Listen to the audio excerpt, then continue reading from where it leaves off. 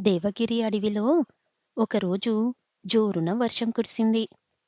ఓ చెట్టు కిందున్న పుట్ట మొత్తం నీళ్లతో నిండిపోయింది.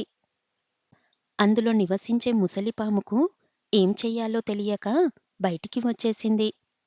కాస్త ఎత్తున ఉన్న చీమల పుట్ట దగ్గరకు వెళ్ళి, మిత్రులారా, నా పుట్టలోకి నీళ్ళొచ్చేశాయి. ఈ రాత్రికి మీ దగ్గర ఆశ్రయం ఇస్తారా అని అడిగింది. ఆ మాటలు విన్న చీమలు, అమ్మో, ఒక్కరోజని అడిగి మా పుట్టని ఆక్రమించాలని చూస్తున్నావు కదూ! నీ గురించి మాకు తెలియదా?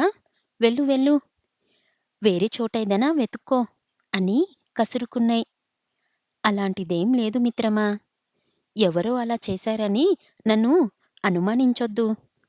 తెల్లవారగానే వెళ్ళిపోతాను అంటూ దీనంగా అడిగింది. అయినా కుదరదు. నువ్వు వెళ్ళిపో. లేదంటే మేమంతా కలిసి నిన్ను కుట్టేస్తాం అన్నాయి చీమలు. అదే రోజు రాత్రి వాటి పుట్టలోకి నీళ్ళొచ్చాయి. దాంతో చీమలు కంగారు పడ్డాయి. అప్పుడు అక్కడే ఉన్న ముసలిపాము, మీరేం దిగులు పడకండి. మీరంతా వచ్చి నా మీద కూర్చోండి. కాస్త దూరం వెళ్తే నా స్నేహితుల పుట్టలు ఉన్నాయి. అప్పుడే వెళ్దామనుకున్నాను. కానీ వరదల్లో కొట్టుకుపోతానేమోనని ఆగిపోయాను. అందరం కలిసి అక్కడికి వెళ్దాం.